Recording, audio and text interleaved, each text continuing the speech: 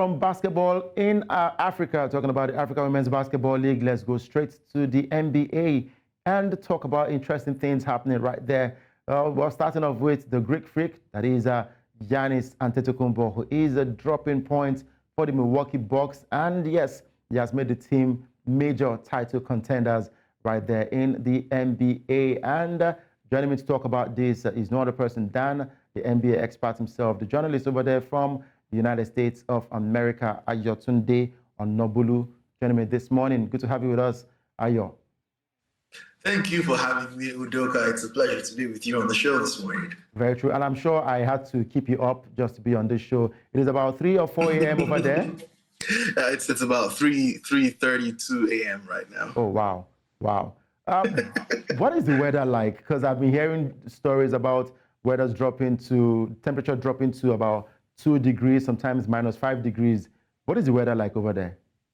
Well, here in Texas, the weather, it's gradually getting cold, but it's not yet at those temperatures that would make you literally turn on the heater in your homes and all of that. It's still very manageable right now. But as we proceed deep into December, get into January, then we will be bracing ourselves for extremely cold temperatures. Yes, so far, we're still good.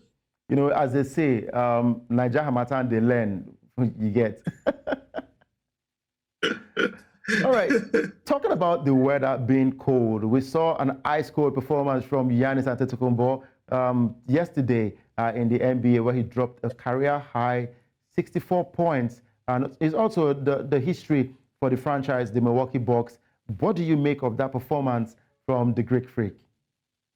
I mean, that was legendary because when you look at some of the legends that have gone and played for the Milwaukee Bucks, guys like Kareem Abdul-Jabbar, Michael Redd, Giannis absolutely trumps them in terms of the number of points in the game. And the funny thing was, at the end of the first half of that game, he had 21 points. I mean, 21 points in the first half is an incredible performance. At the end of the third quarter, I don't think anyone in the arena could have thought that Giannis was going to go as far as getting 64 points at the end of the day. And it was the array of shots he took. It was about how dominant he was. He just could not be stopped. He was double-teamed. At times, he was triple-teamed. He suffered hard fouls, but that did not deter him. At some point, when the original record was, I think it was 58 points or something like that, his coach, Adrian Griffin, told him, you know, Giannis, you might want to go for the record, because he was on the bench at that time.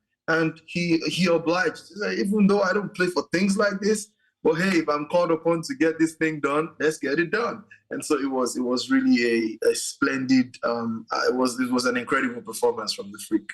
You know, for Giannis, Giannis' story from childhood to date has become more like a story of the grass to grace story. There was a time I saw an interview where he said, they asked him what he wants to do in basketball, that he wants to be one of the best players, he wants to win the MVP and all of that. A couple of people laughed at him, but years down the line, he won the MVP and he has also won the championship ring. There was also another video where I saw that he said to Michael Reed that, look, I will break your record someday. And just yesterday, he broke the record and he set a new one. 64 points, career high, and of course, a major one for the club, the franchise, Milwaukee Bucks.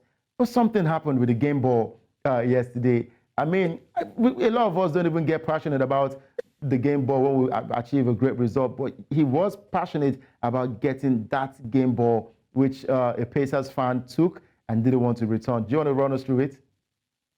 Okay, so typically when you have a mega performance like that, it's almost customary that at the end of the game ball is delivered to you. But that's not the only instance when the game ball is delivered to a player. So what happened was a rookie for the Indiana Pacers scored his first points in that game. And so the assistant coach of the Pacers took the ball and gave to the rookie. But Giannis is like, come on, man, I just set a record for the most points scored in a game by a Milwaukee Buck right here in my home. You dare not take the ball away. So that was what caused the little issue here and there. I was listening to an analyst, a former player, who said that in a situation like that, it's also normal for the rookie who scored his first points to take the ball. And Giannis could have just acted like a big brother, like a veteran in that instance, and in quotes, buy back the ball as a good gesture to the young man. And so that if the young man's kids ask him one day, where's your game ball from scoring your first points in the NBA? He'll be like, well, I had to surrender the ball to his superior power, Giannis, who actually broke the record for most points scored by a Milwaukee Buck in a game. So that was the little thing. At the end of the day, Giannis got the ball. He said he knew it wasn't the game ball, because obviously there's a certain feeling for a ball that has been bounced and hit off the rim and gone through the basket for 48 minutes. It didn't have that feel, but hey, it is what it is. I mean, what kind of, how would you even know the game ball? Because it's not as if it's a vehicle that you've driven for a couple of hours and the engine becomes hot. The game ball would never get hot. It still remains as cool as possible. But yeah, for Giannis, I'm sure he would have wanted that game ball to hang on his wall and say, look, this is a record that I've set, and he's sure it will take a long time before any other person can break that record. I've seen the likes of LeBron James, Michael Jordan, and the late Kobe Bryant set records on the basketball court, and Giannis has gone up that radar, being in that level of legends in the NBA. Now, for the Bucks, with all of these performances for Milwaukee Bucks, do you see them easily making it to the playoffs and also contending for the championship this season? They will certainly make it to the playoffs. I don't see a reason why the Bucks will not make it to the playoffs. I mean, obviously, they are still working on getting accustomed to life with Damian Lillard rather than having Drew Holiday. Giannis is still the number one option, but then Drew Holiday is one of the better perimeter defenders in the league, and Damian Lillard is not. So obviously, when guys are playing against the Bucks, they target Lillard a lot and put him in pick and roll situations and just try to make life difficult for him so he doesn't really get into his groove offensively. So that's one area they are working on. But on the other side, scoring the basketball is really not a problem for the Bucks, because you have Giannis, who's going to attract attention. And when he attracts attention, guess who's freed up to do wonders? Damian Lillard is there. And even if Giannis has an off night, which is unlikely, Lillard has an off night, they still have Chris Middleton, who we know on a very good day, if he's healthy, is someone that can average 20 points per game for an entire season. Brook Lopez the other day dropped 41 points in the game, so it's a really solid team. They certainly will make the playoffs. But then they have the likes of the Boston Celtics, the Philadelphia 76ers to contend with in that Eastern Conference for a place in the NBA Finals. Now, that is something we would need to really pay attention to, because the Celtics look really solid. They didn't really move pieces. They added Drew Holiday to their team. They added Kristaps Porzingis, who's having a phenomenal year, by the way. They look good. Philadelphia, on the other hand, they have moved on from the James Harden drama. Tyrese Maxey is playing well, and Joel Embiid is playing so well that the numbers he's putting up right now are even better than the numbers he put up last year when he was named MVP of the regular season. So it's going to be a really tough dogfight in the Eastern Conference for the rights to play in the NBA Finals. All right, talking about these great players and their clubs, the likes of Joel Embiid for the 76ers, Giannis for the Milwaukee Bucks, I would not say the same for the San Antonio Spurs, because they are struggling in as much as Victor Wembanyama is dropping the points right there for the club. They are struggling. And one of the reasons why they got Victor Wembanyama was to help the Spurs play good basketball this season and also see how they can qualify for the playoffs. But now, in the franchise history, 18 straight losses, losing streak for the Spurs. Who would save the Spurs, Ayo? No, so we need to understand that going into this season, the Spurs did not have a goal to win anything.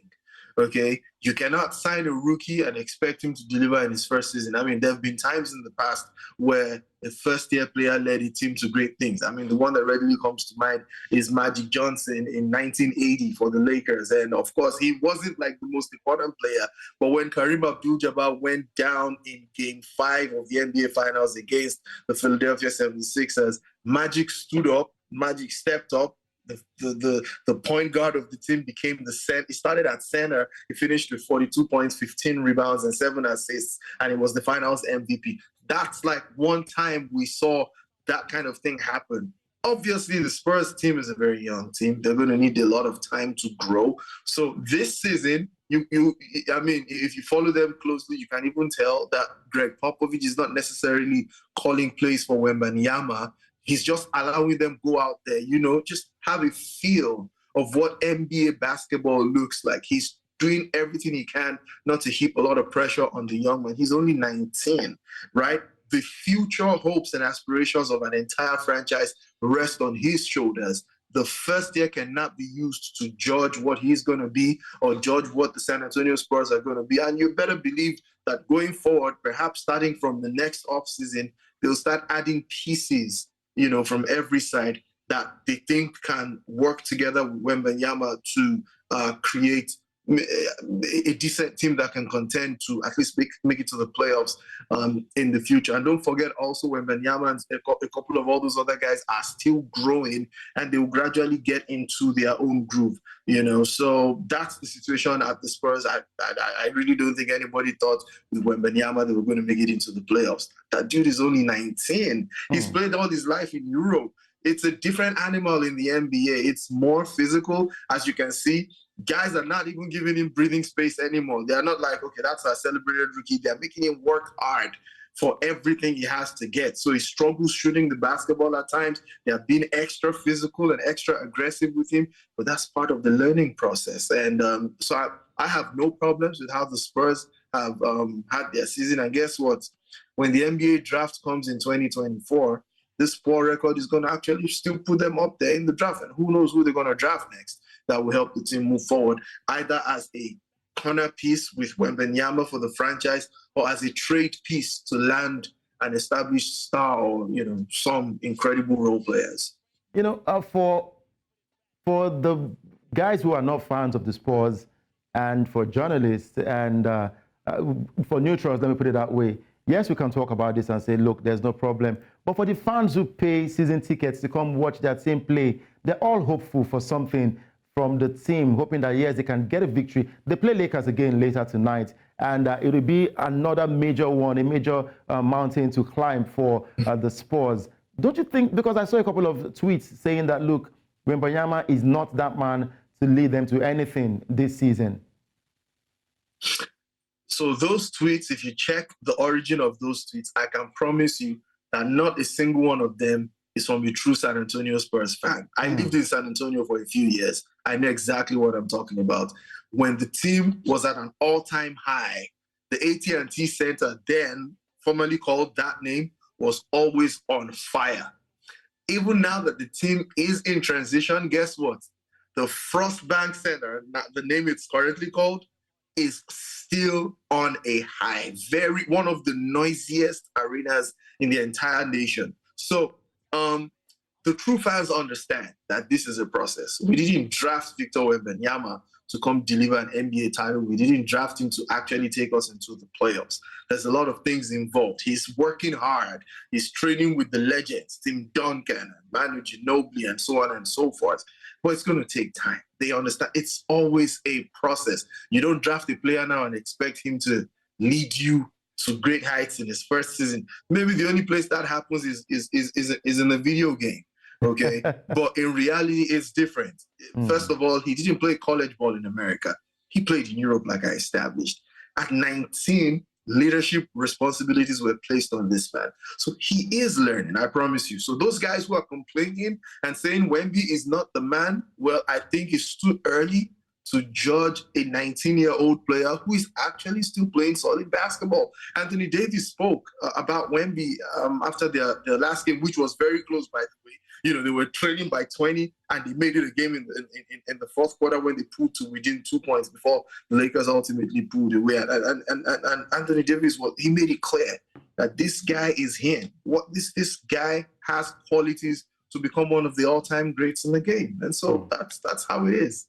All right, so we'll look forward to, I'm actually looking forward to their first win, breaking that 18-game streak. And I just hope that luck will be on their side against the Lakers later tonight. And I'm sure he's also learning from a legend like Tim Duncan, who once played for the Spurs as well. Absolutely. That's not in question. All right. So thank you very much, Ayotunde Onabolu, for joining us this morning. and we look forward to more conversations with you surrounding the NBA. Absolutely. Thank you for having me, my brother. Thank you. You can go to sleep now. All right, that was Ayotunde Onabolu, an NBA expert who is over there in Texas, USA, giving us an update and, of course, analyzing Giannis Antetokounmpo, the Greek Freaks, 64 points dropped in the NBA for the Milwaukee Bucks, and also the struggling San Antonio Spurs.